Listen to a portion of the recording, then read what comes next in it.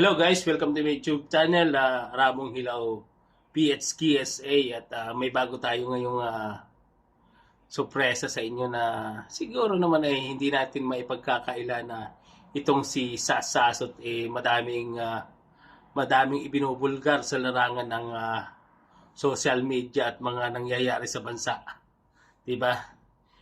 Ito talagang matutuwa ang lahat ng mga DDS dahil isa na naman ang napasama sa team ni Pangulong PRRD sa defense niya. Ito ay si Dov Jacobs. At ito palang si Dov Jacobs ay naging professor ni Sasurugando Sasot, kaya talagang kilalang kilala niya kung paano ang mag-isip itong si Dov Jacobs. Kaya ito guys, hayaan na natin na si Miss Sasot ang magkwento sa inyo kung anong mga katangian ni Dov Jacobs. Kaya ito, panoorin natin. Hello. Magandang gabi po sa inyong uli. Ito po ang inyong favorite na ka-moisture, si Sas Rogando Sasot, mula po dito sa Japan. Charot. Anyway, kamusta kayong lahat? Ito na uli at i-take to natin ang aking live This Time with Feelings. Ito ay tungkol sa lawyer isa sa mga additional lawyer ni Pangulong Duterte sa ICC, si Dov Jacobs. Ayan, pero bago ang lahat, alam niyo na ang drill. Please click share now na at i-share nyo ito sa inyong mga chat groups, sa inyong wall, sa inyong Facebook groups, sa kahit kanino na gustong magkaroon ng counting information about doon sa additional lawyer ni PRRD. Sandali nga, magdalagay akong ilap. Ni PRRD kasi nga maraming gustong makaalam, especially about sa mga lawyers niya, gustong malaman kung anong background, etc. Actually, nung simula pa lang niyang madala siya dun sa ICC at na-introduce yung una niyang lawyer, some people are already asking me. Kasi nga, tumira ako dati sa The Hague. Tumira ako sa The Hague ng mga 8 years and a half. Tumira ako sa The Hague ng 8 years and a half at yung mga nag-wonder kung paano i-pronounce talaga yung Dutch version ng city, yung original, of course, the Dutch is the original, yung DENHAAG. Ang pronunciation nun ay Den Haag. Okay? Repeat after me. Den Haag. Hindi kayo na. So imagine nyo, kayo ay nag-expel ng plema in a very, very light way. Once again, Den Haag. So, ako kasi, bibigyan ko lang kayo ng konting background sa Netherlands, no? Yung Amsterdam, saka The Hague. Sa The Hague po, ang center, nandiyan po ang government ng Netherlands, wala po sa Amsterdam. Nasa The Hague po, kapitbahay ko lang actually yung parliament sa Den Haag.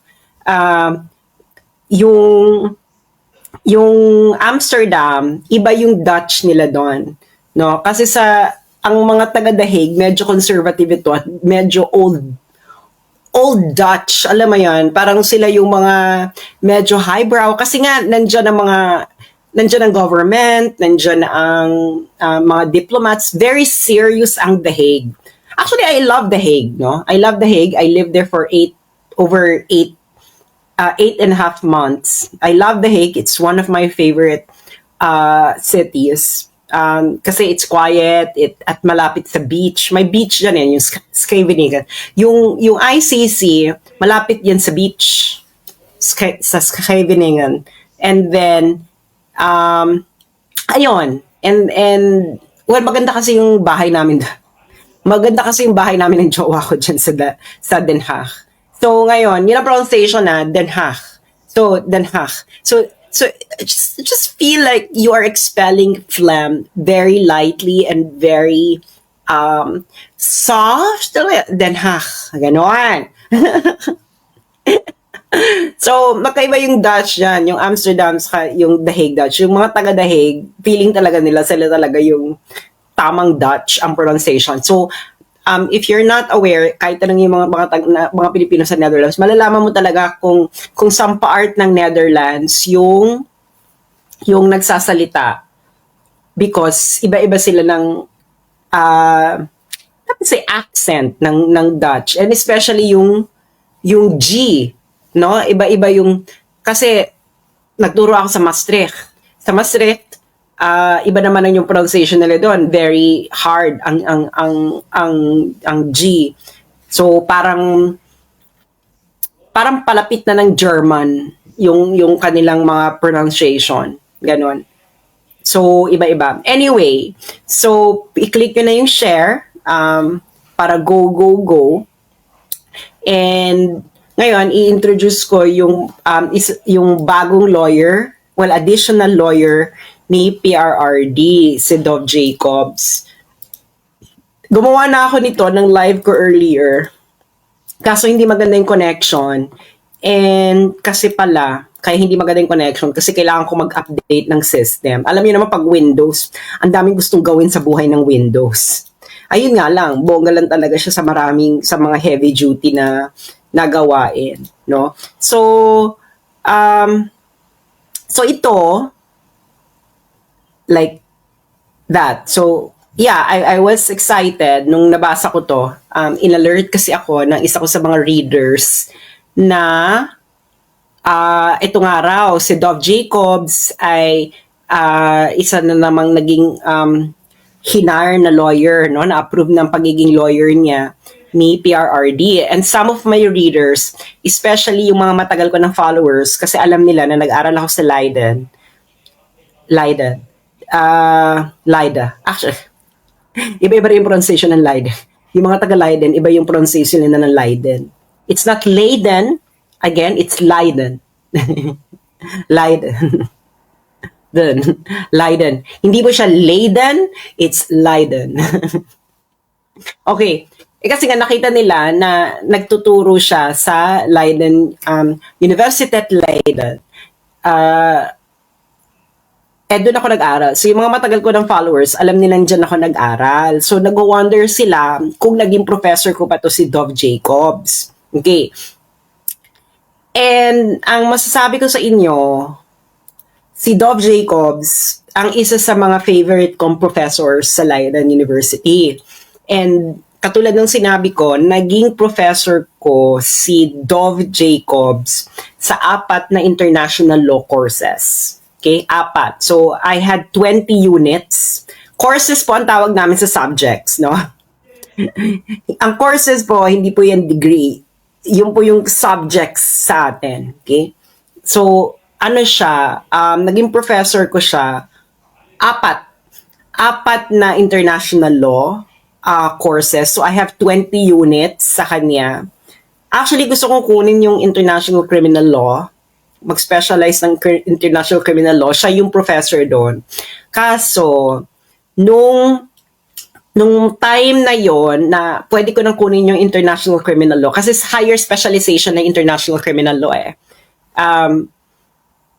nagkasabay siya ng foreign policy and diplomacy. Yung foreign policy and diplomacy sa Leiden nun, ang nagtuturo, dating Secretary General ng NATO. Okay? So, dati siya Secretary General ng NATO. So, naging Secretary General siya ng NATO ng mga 2001, nung panahon ng Iraq War. And, gusto kong kunin yun. Kasi syempre, di ba, napaka-interesting, very historical figure. Tapos siya yung magiging professor ba ng foreign policy and diplomacy. So, I had to make a choice whether i-take ko yung foreign policy and diplomacy or international, or mag-higher specialization pa ng international criminal law. Sabi ko, 4 times ko na naging teacher si Dov Jacob. So, might as well just do foreign policy and diplomacy. Kasi nga, mas magiging malawak yung kaalaman mo, etc. So anyway, naging professor ko si Dov Jacobs, 20 units. ng 20 units ng kasi ang tinapos ko po is combined major in world politics and global justice. Ang ibig sabihin niyan, interdisciplinary study po siya ng international relations and international law. That's why I have a formal training in international law. Four courses, so 20 units ang tinake ko under kay Dov Jacobs. Ano yung mga courses na yon? Yung introductory course on international law. Ang title nun is Global Challenges Justice. So, ang course na yon is about justice. What exactly do you mean by justice? Ganyan. So, pinag-aralan, we examine the very concept of justice. So, para siyang philosophy of justice. Parang ganyan. Pero iba-ibang angle. So, ang dami-dami namin kinover noon. Lalo na ng panahon namin, napaka-slave driver nung Leiden University. Kasi yung university ko, hindi siya yung Leiden University na traditional. Okay? Yung sa Leiden University College, ako nag-aral, and it is an honors college. So, it's a very selective program. Kailangan mayroon ka international profile, mayroon kang some experience, etc. So, and nag-fit yung profile ko, kaya ako nakapasok. Pero yun nga, very demanding na mas grabe yung pinag-aaralan namin kaysa dun sa traditional university. Yung sobrang grabe na siguro we read about at least 100 pages per week sa isang subject. Tapos, napaka-demanding pa kasi sa traditional Dutch university, walang graded walang participation grade. Sa traditional Dutch university, ano ka lang, final paper ka lang. Pero sa amin, may participation grade, kailangan mo talaga magpabibo sa class, tapos may presentation grade, may midterm paper, may final paper. Balaj. So, ibig sabihin balaj. Tapos, alam mo, pagod na pagod kaming lahat. Pero, nag-enjoy ako kasi nag-enjoy talaga ako mag-aral. So, kay Dov Jacobs, yun ang una kong tinig sa kanya, yung Global Challenges Justice. And nagustuhan ko kagad siya kasi ayaw niya ng mga bleeding hearts argument. Ayaw niya yan. Okay? Ayaw ni Dov Jacobs. Pakita ulit ko yung picture. Ayaw niya yan. Okay? Asa na ba yung picture? Ayan. Ayaw niya yan. At no nonsense yan. Okay? Very French. But he's also Jewish. Okay? Alam mo ang mga Jewish, ibang klase yan. Very direct to the point. Ang may Jewish background. If you've ever been to Israel, yung mga OFWs dito sa Israel, nakaka-relate sila sa akin. The Jewish people are very direct to the point. Ayaw nilang paikot-ikot. No? And so, ganyan ang experience ko sa kanya. Unang-una kong course, yung Global Justice, Global Challenges Justice. So dun ko siya doon ko talagang na-impress ako sa kanya. Kasi nga talagang, ang lakas niyang mambasag. Alam mo yung mga professor na malakas mambasag?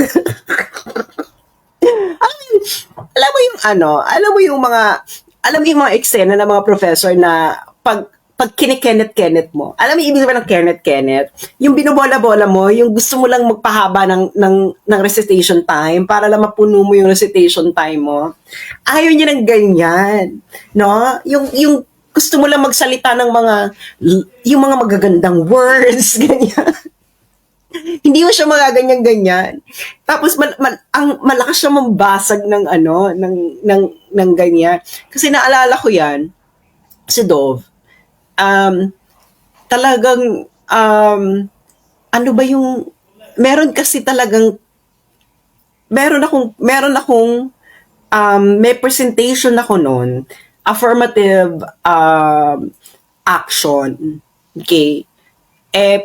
Maganda yung pagkaka-discuss ko naman nun, in fairness. Pero nung bandang huli na, parang nag-veer towards motherhood statements ako.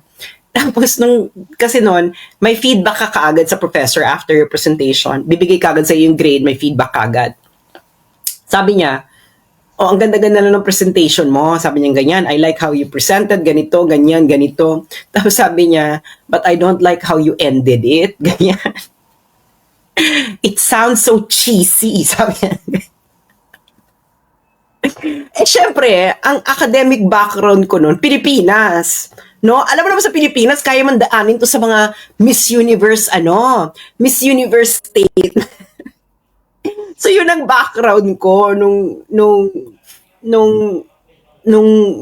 nag-aral ako sa Netherlands. Parang, di ba, ganyan sa Pilipinas, mahilig sa mga Miss Universe statements kahit sa mga classroom. Tapos papalakpakan ka, ganyan. Binasag talaga niya yung ganyan. Kaya nawala na yung mga ganyan-ganyan ko na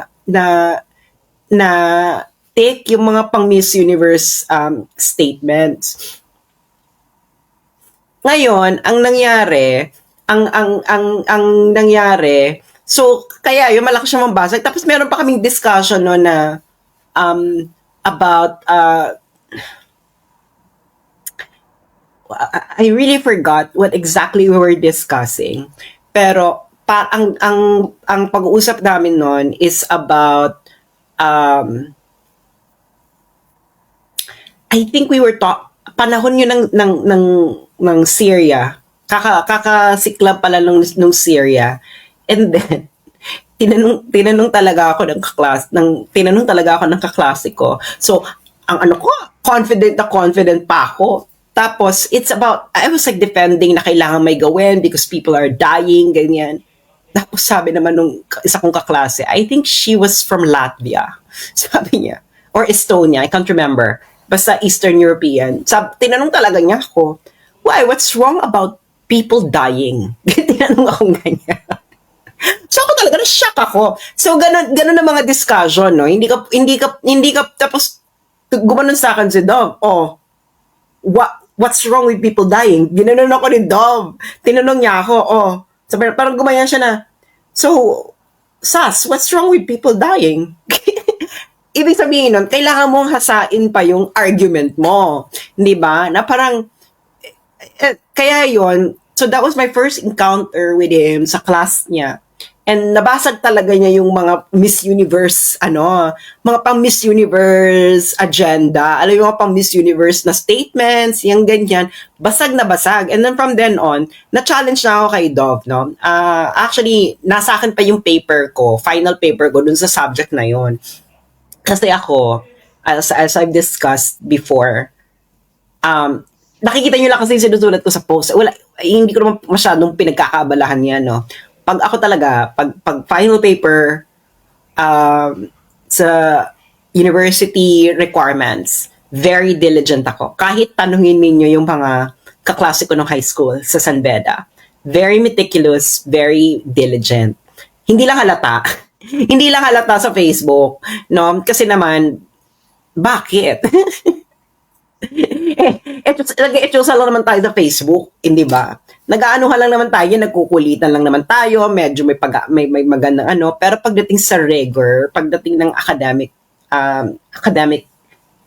field, very OC ako, very meticulous. Kaya that's one of the reasons why nag-suffer yung relationship ko kasi subsub talaga ako sa pag-aaral. Wala na akong time, hindi na kami sabay magpatulog kasi gising ako ng madaling araw and it was almost every day, and that was my contribution on why it was a very lovely relationship really went south. That was my contribution there. Anyway, so ang ikalawang course ko sa kanya is statehood and sovereignty. So that was my second international law course under Dov Jacobs. And yung mga nag-law school dito sa Pilipinas, alam ko ang international law sa Pilipinas ata is only 5 units. And isang beses lang yan. And sovereignty is only discussed in passing. Doon nag-aaral ako sa Leiden, it was an entire subject. Yun lang pinag-usapan namin. Sovereignty. Sovereignty. So, lahat ng all aspect about sovereignty kaya nga sinasabi ko na international law is not just about what you read on paper. You need to understand the history, you need to understand the philosophy, you need to understand the politics around it. So it's ganun mag-aral ng international law. Hindi siya pwedeng katulad ng domestic law. Okay? Hindi mo siya pwedeng pag-aralan ng katulad ng ganun. Otherwise, lost ka, no? You'll never be good at it. And ayun, naging professor ko siya doon, and bongga din, no? Bongga din yung pag-ano niya. And ang ikatlo kong subject, yung next two na tinake ko under kay Dov are called method classes. Ibig sabihin, it's only focused on methods. Yung ibang classes are content. Yung other two na tinake ko kay Dov sa kanya is method. Okay? Because nga ang akin ay ang combined major ako, so required akong mag-take ng methods on international law and international relations. Ngayon, sa international law, ang method class ko ay under kay Dov. Yung una is advocacy and litigation, and then the other one is jurisprudence. So, kaya kilala ko si Dov, no? I know how he argues kasi 4 times ko siyang naging professor. And iba't ibang courses. And I actually like him. Actually Dov Jacobs is one of my greatest influence pagdating sa international law. He's also a well-published international law scholar. He's also actually sandali lang. May papanood ako sa inyo. And the thing is, si Dov, critic siya ng sandali. Mamaya ka na. And ang ano pa niyan, si Dov kasi, critic yan ng International Criminal Court. Critic siya not because he wants to abolish the ICC, pero critic si Dov because si Dov ay procedure, talaga siya, stickler on procedure. Okay? So that's why I think I know how what his role going to be sa kaso ni PRRD. I think his role is going to examine procedure. Kasi si Dov, I can still remember what he told us during during our justice class na for him, for Dov, ang first, as far as I can remember, for him, it's not the content itself of the law that matters when it comes to the rule of law. Okay? It's not the content, but the procedures. Okay? Ang sabi kasi niya, yung content kasi, yung substance, yung content ng mga batas, nagbabago yan. Nagbabago yan. Okay? Nagbabago yan. Halimbawa, kung halimbawa conservative, halimbawa sa US, kung conservative ang nanalo, malamang mas maraming batas ang magiging conservative. Kung liberal, maraming liberal na liberal leaning na batas. Kaya ang sabi niya, the rule of law is, parang naalala ko nang sabi niya, the rule of law is not really about the content. Okay? Kasi yung content is subject to whoever is actually dominating society. So sabi niya, ang rule of law is really about the procedures behind it. So pag hindi mo pinalo yung procedures, yung procedural, hindi ka na rule of law. Parang ganon. Parang ganon yung eksena ng ikabuhi. Charot. Kaya yan si Dov, I think he was specifically there because magaling siya talaga dyan. Very, very sharp.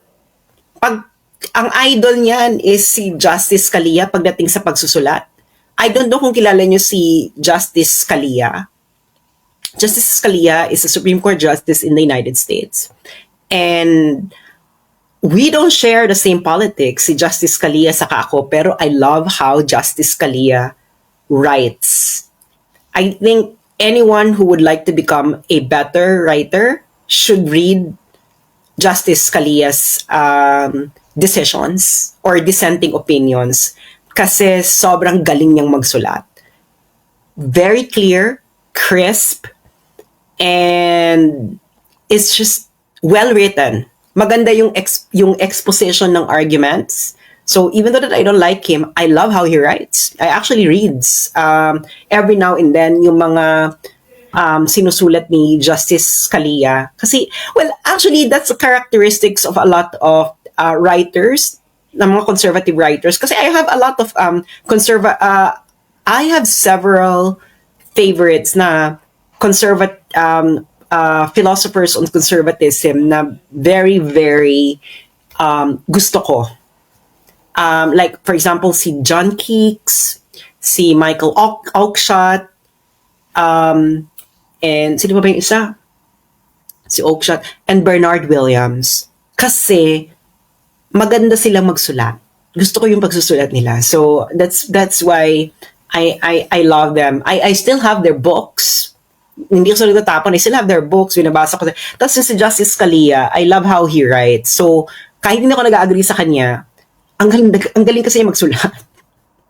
Alam mo yan? Anyway, so yun ang idol, yun ang mga isa sa mga gusto ni Dov Jacobs. Kasi I can still remember sa jurisprudence class namin, may pinabasa sa amin si Dov na decision ni Justice Scalia. So yan. Magaling siya mong basag and very, very sharp. Really, really sharp. At grabe siya magbasa ng how interprets law. Very, very precise. Okay. Medyo legal positivist to si Dov, and of course also realist. Okay? A legal realist. So ngayon, itong si Dov, okay, matagal na so critical siya sa ICC, specifically sa jurisdiction. Not just about the Philippines, but how ICC exercises its jurisdiction. Isa siya sa mga major critics ng jurisdictional overreach ng ICC. Nag-gets yun na kung bakit ang ganda ng pasok ni Dov Jacobs. Okay? And nagkaroon na siya niya ng dating statements regarding dun sa Burundi. Okay? Ang problema kasi ni Dov, ganito. Yung Burundi nag-withdraw. Okay? Ngayon, ang tanong kasi nila, kailan ba nag-e-exercise, kailan ba nagkakaroon ng jurisdiction ang korte? Okay? Ang korte. Okay? Kasi nga, di ba maraming processes sa ICC? May parang vague kasi doon sa Rome Statute na ang sinabi na hindi makaka-affect ang withdrawal kapag ang isang when a matter is already under the consideration of the court. Ngayon, itong sa Pilipinas, nag-withdraw ng 2019. I have to verify. Was it 2018, 2019? So, it's on top of my withdrawal. Okay, withdrawal. Ano tong withdrawal? Kailan yung withdrawal? 2019? 2018? Okay. So, ito na yung notes ko. So nag-withdraw ang Pilipinas ng 2018. 2018, okay? So, 1 year effectivity. So, naging 2019, naging effective siya. Yung ICC prosecutor, nag-request lang siya ng authorization to investigate mula sa korte ng May 24, 2021. So, over mga mag-1 year na since effectiveness noong withdrawal ng Philippines. Tapos yung korte mismo, nagbigay lang siya ng authorization ng September 15, 2021. So nakikita niyo na yung problema dito. Okay, nag-withdraw ka na, wala ka ng jurisdiction dapat. Ngayon ang problema kasi ngayon, ano ba yung kailan kailan, paano ba i-define yung jurisdiction? Ibig sabihin ba, anything that's related in the past, may jurisdiction ng korte, kahit lang, ano yung nagtitrigger ng jurisdiction? Yun ang tanong. Hindi siya pwedeng i-discuss ng abstract eh. So, ang tanong, ano yung nagtitrigger ng jurisdiction dahil may ginawang krimen or yung korte ay na-trigger yung jurisdiction? So, ano yung eksaktong nagtitrigger ng jurisdiction? Dito sa Pilipinas, ang sinasabi nila, yung preliminary examination. Yun yung before nag-request ng investigation. Ang problema kasi, ang problema dito is, madugo yung labanan dito kasi ang sinasabi dun sa treaty, under the consideration of the court. Yung korte, umakto lang naman yung korte, naging involved lang mismo yung korte noong nag-apply ng authorization to investigate yung prosecutor. Nakukuha nyo ba? Sa preliminary examination, hindi doon involved ang korte. Ang involved lang doon ay yung prosecutor. So, ngayon, matindi ang labanan dito kasi yung prosecutor ba ay kasama doon sa definition ng court doon sa wrong statute. Nagagets yun na. So, yun ang magiging meat niyan. Kasi diniscuss na to ni Dov before eh. May blog kasi si Dov. So, anyone who would like to read him, meron siyang blog. Ipopost. This is blogger din siya. So, yan. Ito yung blog niya. Very cool, no? Actually, very cool to see si Dov. He's very cool. Very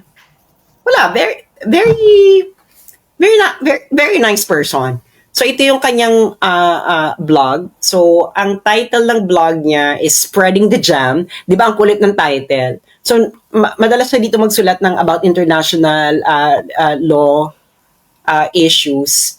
And, hanapin nyo na lang. Ang ano niya is hanapin nyo na lang yung Spreading the Jam, Dov Jacobs. Okay. So, ngayon, kaya nga itong si Dov, kinote siya nung mga judges na nag-dissenting opinion doon sa nung 2023. 2023 ba yung dissenting opinion? Okay. Okay. So para makilala niyo lalo si Dov, ang maipapalabas ako ditong clip ng November, kailan ba to? September 23, 2021, pero in-upload ito sa Facebook ng Elnet France. So, nandito si Dov dito, parang guest speaker siya. Tapos, sa part na to, dinidiscuss niya yung ICC. Okay? Pakinggan niyo mabuti ha. Pakinggan niyo mabuti. Para malalaman niyo na kung bakit talagang it's just natural na maging part siya it will just be so natural na maging part siya ng defense team ni PRRD. Okay. So, this is it. The International Criminal Court is the first permanent international criminal court. And it's a treaty-based court. What does that mean? Greg was mentioning the sources of international law. A treaty is a kind of contract between states. And that's very interesting because it's based on consent, right? A treaty is based on consent. And I saw there was a question about Chapter 7 resolutions in the Q&A. We can address it later. But a treaty is based on consent, so only states who consent to being held by it can be forced to abide by it and have obligations that arise from it, etc. So that's a very important point to note. But the ICC is plagued again by criticisms of politics. And I could give various examples. For example, the ICC generally prosecutes rebels in a lot of the situations it intervenes in, rather than governments. So I was on the defense of the Gbagbo case, for example, and Laurent Gbagbo, who was told that he had lost the elections, was prosecuted. And despite lots of evidence that the current government of Ouattara and the rebels at the time had committed mass human rights violations, no trial against the rebels were prosecuted. Against the former rebels were initiated. If you take, DRC, it's low-level warlords, not the government. If you take Uganda, as a Lord's Resistance Army is being prosecuted, not Museveni. And I could go on like that. So there is a dimension of double standard here. One question that arises, and I'm making those points because they're very important to understand, again, the debate about Israel at ICC. These are issues which are structural to the ICC and which take on a particular force in the case of Israel, but it would be a mistake, and I've said this to some of you that I've already met in private, and I've said it when I can, it would be a mistake to consider that there's to analyze things under a specific anti-Israel bias, because then it would be misunderstanding the structural aspects of the ICC, which explain why Israel might be singled out. And it's a complex web of politics, of the structural dimension of the ICC, of anti-Semitism, etc. But you cannot just pinpoint it on one thing. You cannot just say the ICC is anti-Semitic and just push everything under the table, because then you don't understand what's going on. So that's why I'm making those points, because the idea that the ICC is targeting certain states and not others is true of other states. And I see I have 1 minute left, so just to take one example, the ICC, one of the criticism of the ICC opening an investigation in Israel is that it's going beyond its jurisdictional reach, right? That Israel did not sign the Rome Statute, and I won't go into technicalities here. I'm happy to do so, but that Israel, it's going beyond its mandate, beyond its competence, beyond its jurisdiction to attack and to open investigation with Israel. I legally believe so, but it's not specific to Israel.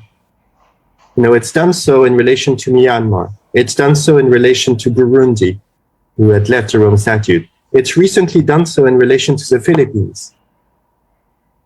There is, and this is where there's a human rights dimension, this idea of overreach of human rights, which explains why the ICC acts in that way, not just vis-à-vis Israel, but vis-à-vis other non-state parties. And I think I land here, having already done my conclusion, and I'm happy to take any questions. Thank you, Dov, and you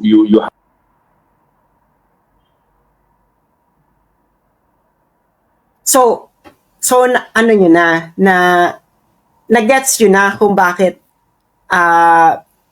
parang naturally talagang magiging part siya ng legal team, ng defense legal team ni PRRD. Hindi ba? So, napanood nyo naman, di ba? Klaro. Kasi talagang problematic na sa kanya yung overreach, jurisdictional overreach ng ICC. Matagal na siyang nagsusulat dyan. Kahit nung estudyante pa ako, problema na niya na yan. Ano niya na yan? Talagang issue na sa kanya yan. Kasi, like for example, ang ano niya, especially yung konsepto ng human rights. Kasi yung human rights, napaka-vague. Parang ang ano niya is, kailangan siyang klaruhin. Ano bang ibig mong sabihin dyan sa human rights na yan? Kasi the human rights can be interpreted according to whoever uses it. So paano siya kailangan siya mapasa loob ng rule of law. Kung if you're going to connect human rights and rule of law demands that the law should be clear in order for it to be a useful guide for action. Nagigets ninyo? So, yun yung problema. So, nakita nyo, di ba, na problema na niya na yung, meron na talaga siyang issue sa jurisdiction ng ICC. So, may mga sinabi siyang bansa, di ba? So, of course, alam niyang walang jurisdiction yung ICC sa Israel. Sinabi rin niya sabi niya, hindi lang yun sa Israel, kundi rin sa, Myanmar, Burundi, and of course, na-mention niya yung Philippines kasi Philippines yung pinaka-latest na na-implicate yung jurisdiction. So that's why it's very natural for Dov to be actually part of the team. At yun, I believe na yun ang kanyang assignment in order to challenge the jurisdiction of the court. Matindi to. Sinasabi ko sa inyo. Kasi finally, si Dov, ma-argue niya na to. Kasi si Dov, sinusulat niya kasi ito madalas sa academic journals. No? So ngayon, ito na ang kanyang magiging shining moment. No, kaya nga I'm so happy kasi talagang ano siya very stickler to process. Very stickler to process. Hindi mo siya pwedeng makenat-kenat. Hindi mo siya pwedeng daanin sa mga bleeding hearts argument. Because for Dove, the law is not about making you feel good. Ganun siya ka-harsh siya. The law was not created in order to make you feel good. No, ang ano niya is ang batas, the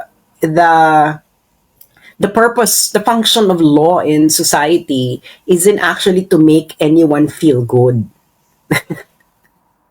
So, ang function ng batas is really to organize society. It's not about making you feel good. Hindi yun ang purpose ng batas kung bakit nagkaroon ng rule of law.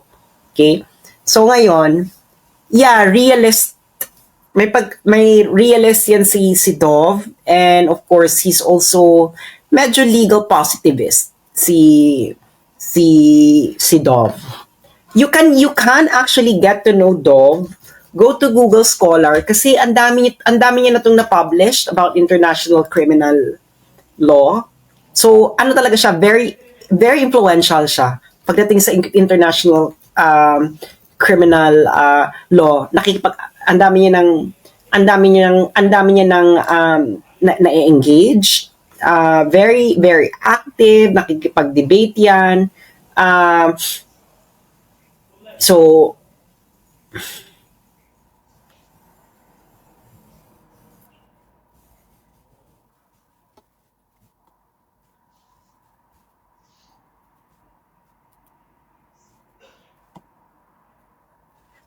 puntahan nyo na lang Dove Jacobs, punta kayo ng Google Scholar, and then you can read a lot of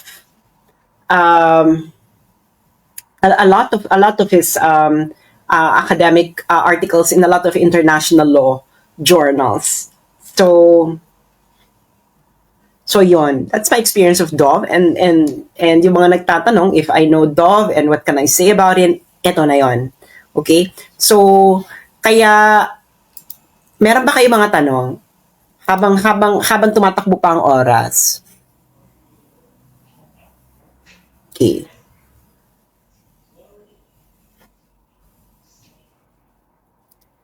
Ang tanong, Miss Sass, is it helpful ba that he's open to his possible strategic arguments? I don't understand your question. Please rephrase it.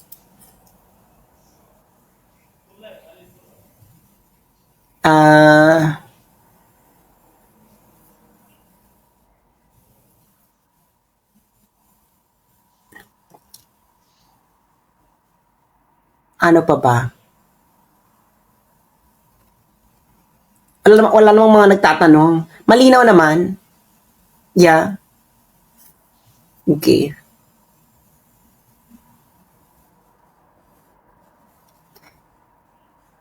Okay. Ito. Ano to? Critical talaga ang case kay PRD ngayon, ano? Di lang function of law sa Pilipinas accepted. Yes, exactly. So yung situation ni PRD, it's legal, it's a legal turning point in the Philippines because ayun nga, this is the first time that we actually exiled a Philippine president. Let a foreign country kidnap the president. Hindi ba? Well, sabi nila si Marcos kinidnap. Sabi ng pamilya Marcos. Sabi nila kinidnap doon ng United States. Di ba ganyan sinasabi nila, Bongbong? Nung budol na budol pa tayo. Di ba? So, pero this is the first time that the Philippine president has been forced into exile, handed over to a foreigner. So, yun ang eksena. So, very critical nga. This will be critical for the ICC because of the jurisdiction issue. And this is very critical as well for the Philippines because of obvious questions of the legality of the arrest and its implication with sovereignty. Di ba? Okay.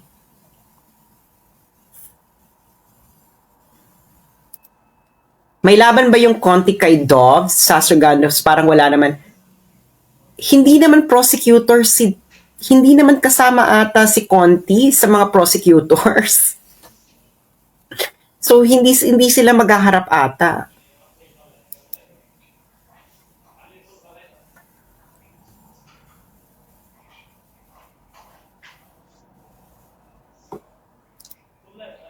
Can Attorney Christina Conti defend her arguments with Sir Dove? I don't know if Conti will be involved.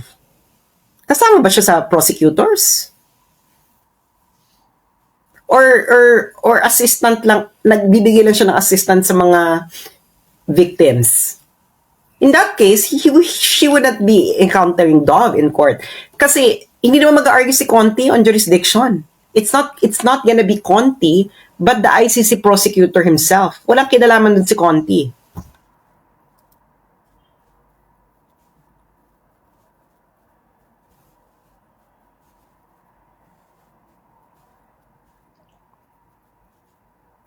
Ano pa? Being contempt pa ng how it's... Question, being contempt pa ng HR, how it affects your being squirrel? There will be a constitutional crisis with regards sa RSPRD. I already said, it's a badge of honor to be held in contempt by a very, very corrupt institution, the House of Representatives, led by a very, very corrupt House Speaker. It's a badge of honor. Really. Isa lang ibig sabihin nun. Nasaktan sila sa mga ine-expose ko. And dahil totoo.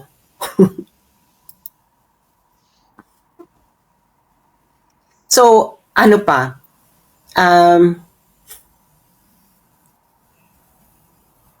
Any more questions? Wala na?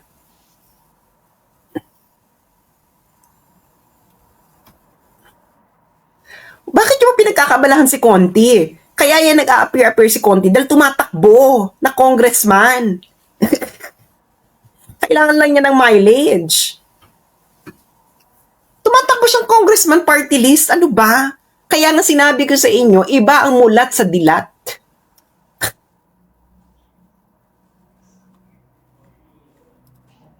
Tingin mo magiging fair ang trial? Well, it needs to be fair because kung hindi maging fair ang trial, always remember na every end of the year, merong meeting ang ICC with the Assembly of States and other guests. Yung Assembly of States, sila yung nag-evaluate ng ginawa ng ICC. At yung ICC, yung office of yung ICC, dun din nila ipapresent yung budget nila for the next year. And dyan sa Assembly of States, may mga pwedeng may mga guest states na hindi member ng ICC, tapos magbibigay sila ng pahayag. And doon na natin makikita kung sino mag-erase nitong arrest ni PRRD. O kung may mag-erase ba. It's going to be in December 2025. Usually, yun ang usual meeting ng Assembly of States ng ICC. So kung hindi siya maging fair, and if there's a huge, there's a widespread impression that the trial has not been fair, trust and believe, may mag-erase niyan sa Assembly of States. Hindi ko lang sabihin kung sino ang posible. But there will be. Okay.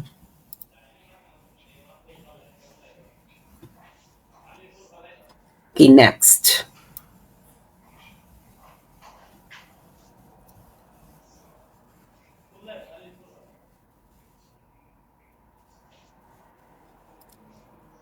You can be the next attorney, Miriam S. Ms. Sass, have you considered law school? I already went to law school. Ano ba? I studied international law. Ano ba? Domestic law? No, I don't want to. Nag-aral lang ako ng international law, di ba? So I went to a law school. Anong gagawin ko pa? Ano ba yung mga tanong na yan? Nag-law school lang ako, di ba? Combined major ako ng international law at international relations. Ano pa gusto mo?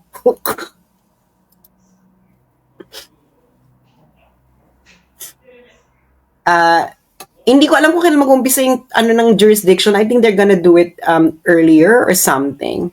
So, may chance ba magkaroon ng decision sa jurisdiction before September 2023? That I don't know.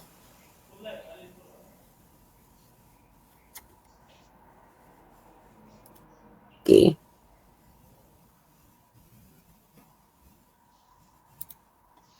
Possibility mapauwi ka sa Pinas, Miss Sas Rogando Sasot. Ano ba yung nakatanong ninyo? Napauwi ba nila si Teves? From Timor-Leste? Again, iba ang mulat sa dilat. Karamihan sa inyo, dilat lang. Hindi pa kayo mulat.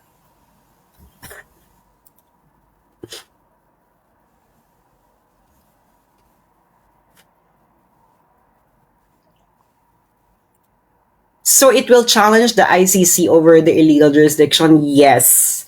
They will challenge the jurisdiction. Dove, I think Dove, that will be the role of Dove in order to challenge the jurisdiction. Kasi yan talaga ang expertise niya. He has been a long critic of jurisdictional overreach of the ICC on several cases. And I think this will be this will be Dove's shining moment, the case of PRRD. Grabe yung full circle, no? Can you imagine professor ko si Dove? Tapos ngayon siya yung isa sa mga defense lawyers ni PRRD.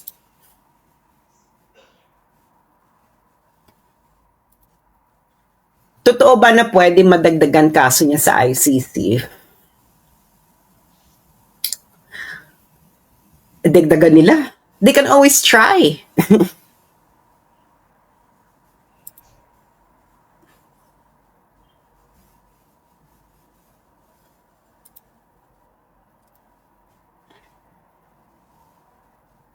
Do you know other defense attorney for PRRD? No. Si Dove lang ang kilala ko because naging professor ko siya. The other lawyers, I don't know them. I don't have any experience with them.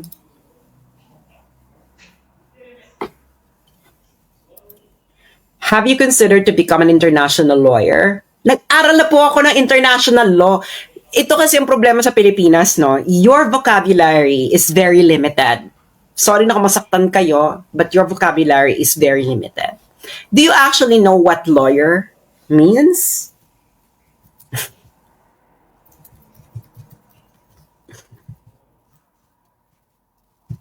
Do you actually know what lawyer means?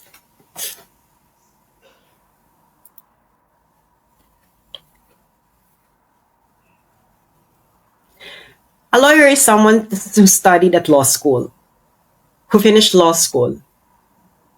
Magkaiba yung kasi sa UK, no, this is more precise in the United Kingdom.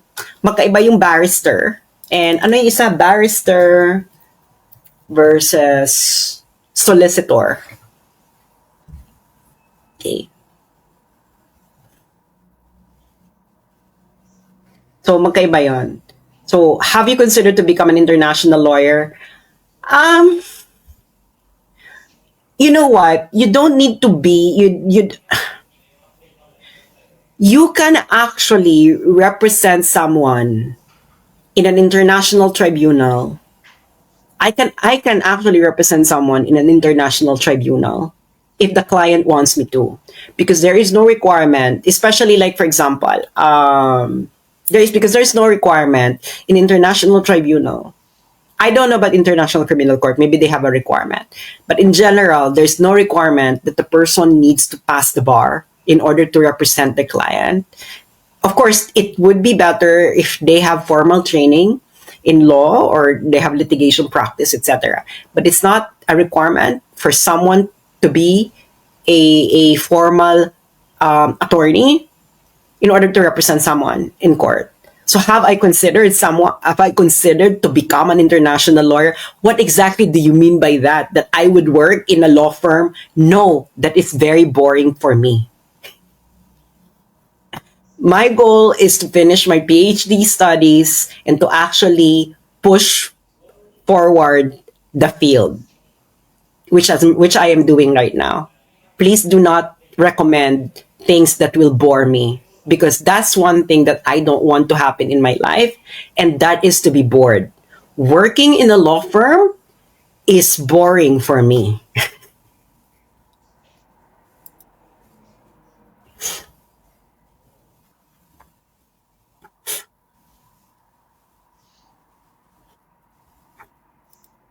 Mrs. Had you considered to be an ICC lawyer? Paulit-ulit naman to. No, I don't. What is the point? I don't want to be, I don't want to work in a law firm.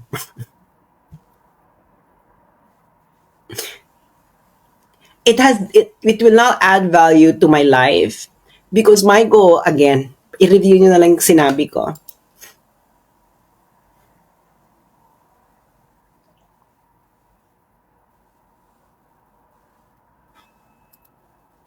Kayo po ba si Dov Jacobs? Kaya po ba si Dov Jacobs kasama sa legal counsel para sa interim release ni Tatay Diggs?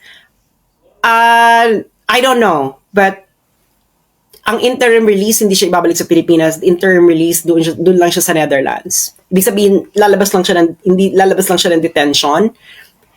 Of course, pwede mo siya mabisita, no? Wala na siya sa detention.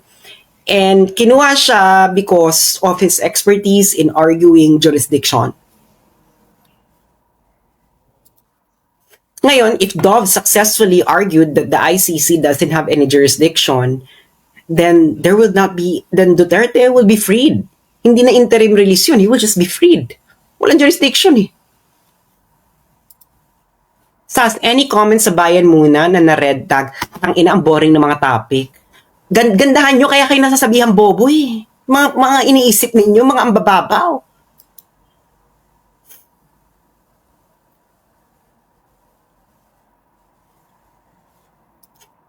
I'm happy to know that FPRRD has this high caliber of lawyers in his defense. Yes, I'm very happy as well.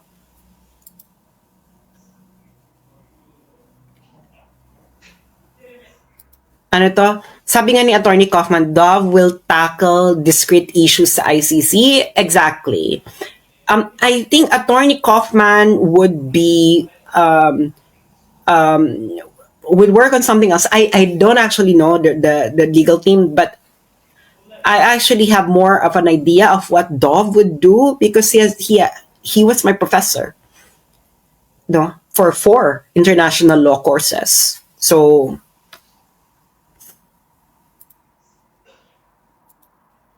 ang hirap mo pasayahin, Sas. Exactly. Definitely. Mahirap akong pasayahin because I don't like boring stuff.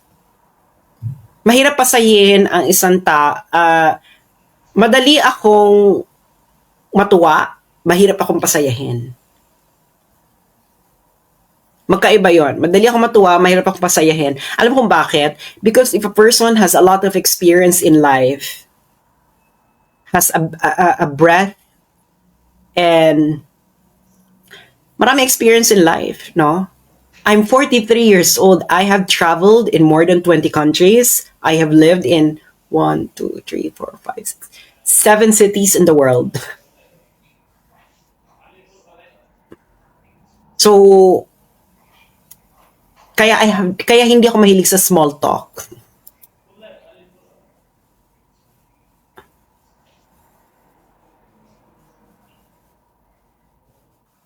Okay, ano pa ba? Do the prosecutor for ICC has a sabotage due to the process was illegal? Please rephrase your question. Tagalogin mo na lang.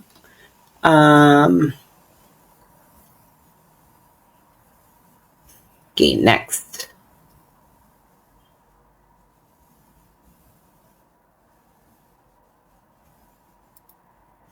Misas, kapag nakalaya si FPRD, mababalikan ba ang mga taong involved sa pagkidnap niya? Kung gusto nyo, nasa inyong mga kamay kung anong gagawin sa mga nagkidnap sa kay PRRD.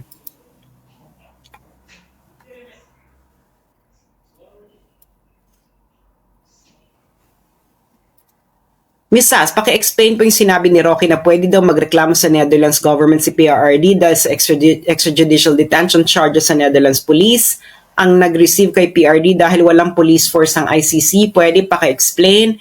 Well, that is a possible avenue. That's a possible avenue.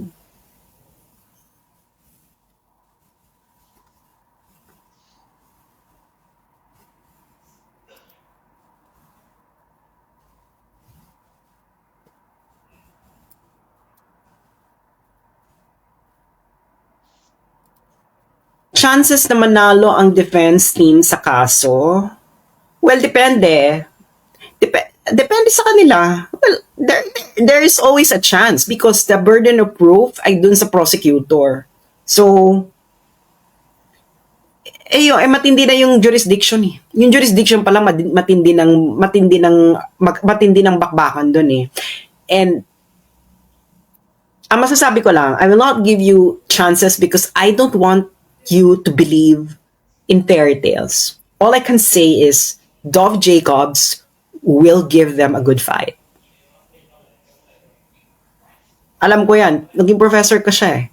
Can you imagine? Apat na international law courses when I was still studying. So, I know exactly ang caliber ni Dov Jacobs.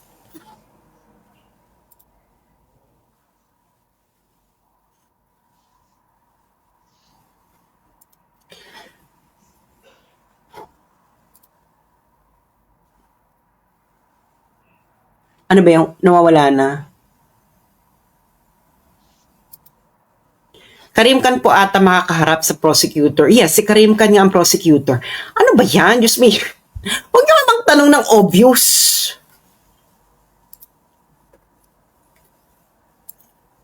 Is it possible na yung ICC judges ay corrupt? Of course. Dai, tao po ang ICC judges, hindi po sila Diyos. So yung tanong mo, is it possible na corrupt sila? Tao po sila, and yes, every person can be corrupt. Therefore, it is possible that ICC judges can be corrupt. Logic.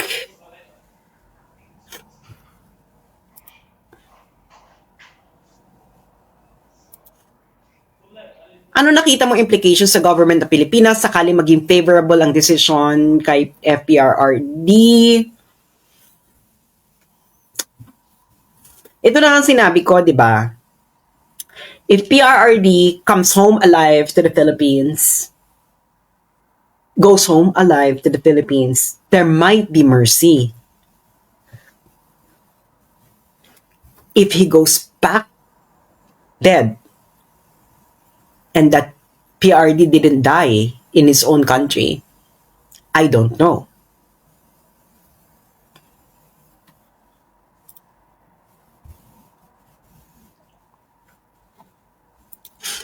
Mistas, paano sa botohan pag nagkadayaan? Effective ba ang people's power? Gawin mo para malaman mo kung effective. Ito mga tanong nito, effective ba ang people's power? Malalaman mo lang yan kung effective yan kung gagawin mo. Ngayon, kung nagtatanong ka kung effective ba siya o hindi, ibig sabihin, ayaw mo siyang gawin. Parang sex lang yan, Mika. Kahit gaano sabihin ko sa'yo masarap ang sex, kung hindi ka makikipag-sex, hindi mo malalaman kung masarap nga.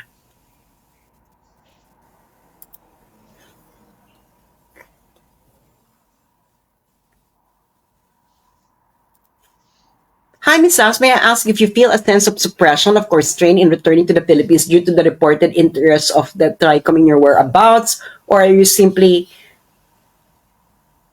Una-una, why, is there any reason for me to be back in the Philippines? Is there any reason for me to go back to the Philippines?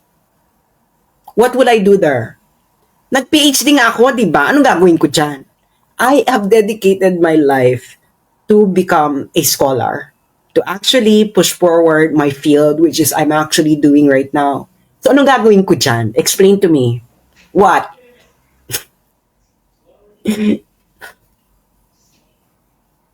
Anong makukuha ko? I don't want to be bored. I told you, I don't want to be bored. So, kaya nga kahit i-contempt nila ako or whatever, I do not care because tsura nyo.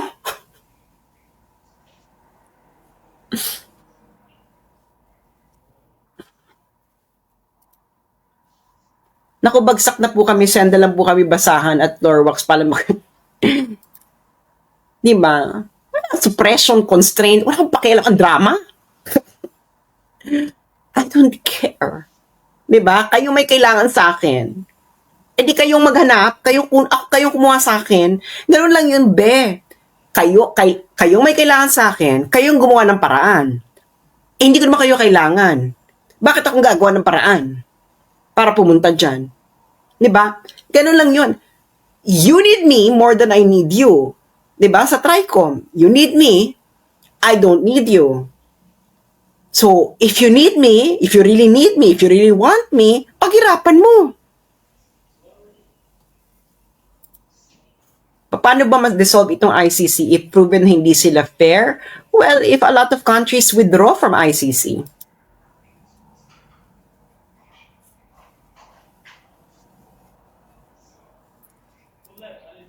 Miss Sas, what's your defense kung ikaw ang defense counsel ni PRRD? The same defense that Dov Jacobs would do.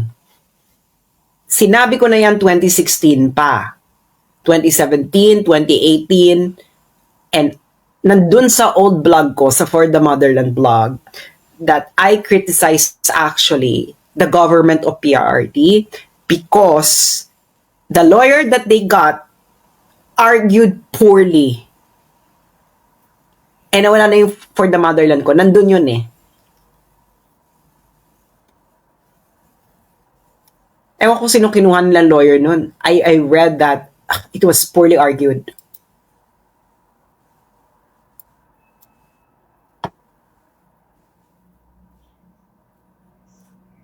Okay, if a state has a functioning judiciary who decides whether it is unwilling or unable to prosecute, then is the ICC's assessment immune from political bias? No, ICC's assessment is not immune from political bias.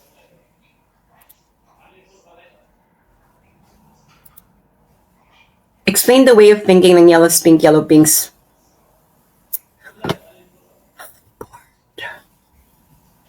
Okay, wala nang meron pa bang masustansyang tanong ito? Tas, makapagsalita ba si PRRD during the proceedings? Depende kung anong proceedings. If he is already at the witness stand. It's like any court.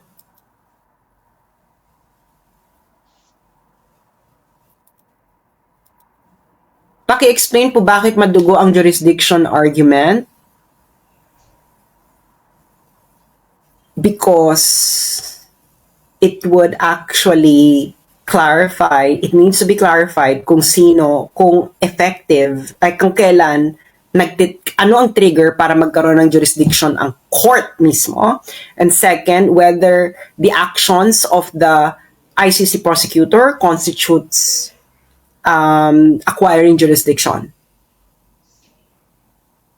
And matinding interpretation yan ng Rome Statute. They would have to interpret the entire treaty in its entirety. Kung anong ibig sabihin nung salitang court doon. Does it include the ICC prosecutor?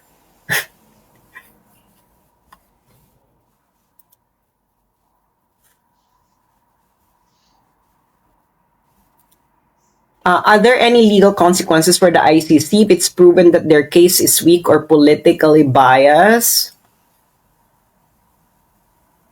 None.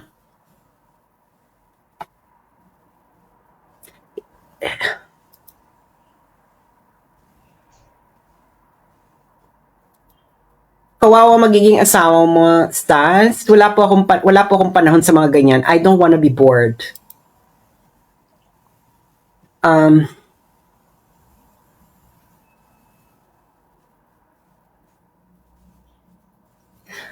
Yung nagsabi ng kawawa maging asawa ko, ito naman sasabi ko, only boys gets intimidated. Men loves the challenge. Again, only small boys get intimidated.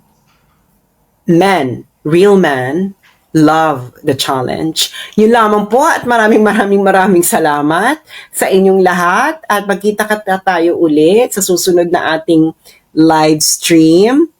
And thank you and have a good night, everyone. At hanggang sa muli, ito po ang uli si Sasuragando Sasot, ang inyong favorite na ka-moisture at ang inyong faithfully defiant na tagalista ng Noisy.